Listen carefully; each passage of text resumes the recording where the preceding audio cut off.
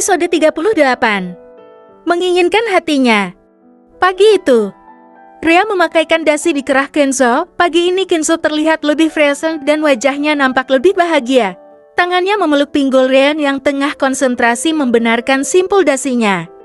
Nah, sudah, ucap Rhea tersenyum. Kemudian menatap Kenzo yang sejak tadi tidak melepaskan pandangannya. Tuan, ayo kita sarapan. Nanti Tuan terlambat. Kemudian gadis itu berbalik, tidak mau berlama-lama seperti ini dengan Kenzo. Mereka sudah seperti suami istri saja. Tetapi akan melangkah lengannya ditahan oleh Kenzo. Tuan. Rhea membelalakan matanya ketika Kenzo mencium bibirnya. Jantungnya berdetak kencang seperti akan copot saja. Biar semangat. Akhir-akhir pekerjaanku banyak sekali. Ada salah satu temanku yang ternyata mencuri desain buatanku. Saat itu aku tidak bisa mengklaim karena dia lebih dulu meluncurkan produknya. Kalau aku mengklaim hal itu, bisa saja aku yang dikira mencuri ide, padahal dia yang telah mencurinya. Cerita Kenzo. Semoga Allah akan mengganti lebih. Tuan, ingat. Jika pencuri tidak akan tenang hidupnya, tidak barokah rezekinya, karena makan dari hasil curian. Jadi lebih baik Tuan membuat desain yang lebih bagus lagi. Dan jangan sampai dibocorkan pada siapapun. Buatlah ini sebagai pembelajaran, dan tidak akan pernah terulang di masa depan, ujar Rhea. Kenzo tersenyum. Dia sekarang merasa suka sekali menarik kedua sudut bibirnya hanya karena gadis di depannya ini. Bahkan Kenzo benar-benar bisa menjaga Rhea seperti apa yang diinginkan gadis itu. Tidak akan melampaui batas menyentuh Rhea selain cium, peluk, dan pegang-pegang. Rasanya sudah terlanjur nyaman dan Kenzo bisa mendapatkan segala bentuk perhatian dari Rhea saja.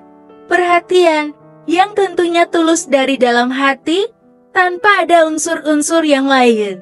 Entah, apakah bisa dikatakan dirinya marut kalau Kenzo juga menginginkan hati Rhea? Sepertinya sang Casanova sudah mulai bisa membuka hatinya lagi untuk gadis di depannya ini. Gadis polos, cantik dengan segala pesonanya. Pantas saja jika dulu Rhea selalu dibenci oleh istri dari pemilik tempatnya bekerja, karena Kenzo yakin jika mereka juga akan langsung tertarik terhadap gadis ini. Terima kasih, kamu sudah membuatku lebih semangat lagi, ujar Kenzo tulus. Tuan, kalau ada masalah boleh cerita sama saya, siapa tahu saya akan membantu. Kenzo terlihat mengamati Rhea, mungkin dia bisa meminta solusi terhadap gadis ini. Rhea sendiri merasa senang jika memang Kenzo mau berbagi masalah dan cerita kepadanya. Aku memiliki seorang teman.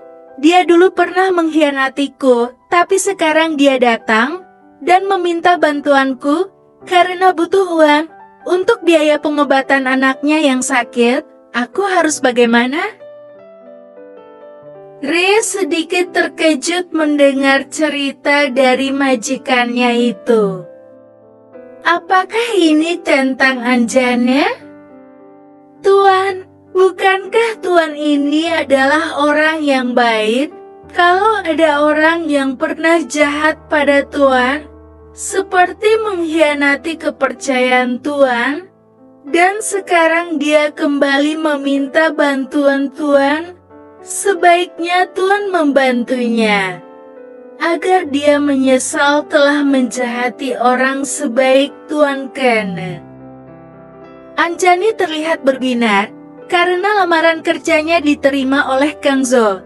Tentu dia sangat berterima kasih kepada pria itu. Ternyata memang Kenzo masih seperti yang dia pikirkan. Anjani yakin jika Kenzo pasti memaafkannya dan menerimanya kembali. Setelah selesai berdandan, wanita yang masih terlihat cantik itu menghampiri Isabel yang sudah siap dengan seragam sekolahnya. Isabel harus pindah sekolah karena memang Anjani harus kembali ke kota kelahirannya, Jakarta. Isabel memang tidak terlihat seperti orang sakit.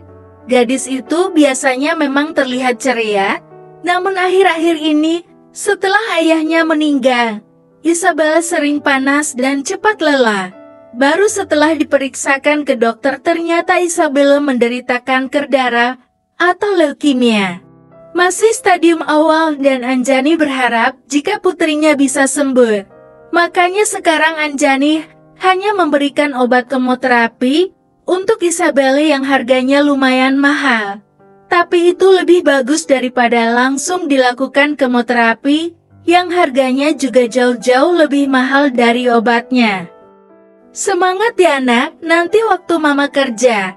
Abel sama Mbak Ita ya, mama mau nyari kerja buat beli obat Aban, ujar Anjani mengelus kepala gadis itu. Iya ma.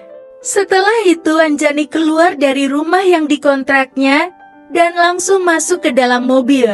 Wanita itu tersenyum lebar, dia akan mulai harinya dengan semangat. Anjani yakin, jika lama-lama dia pasti akan bisa mendapatkan hati Kenzo lagi.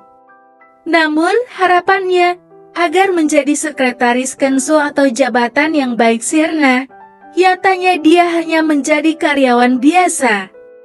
Bersambung.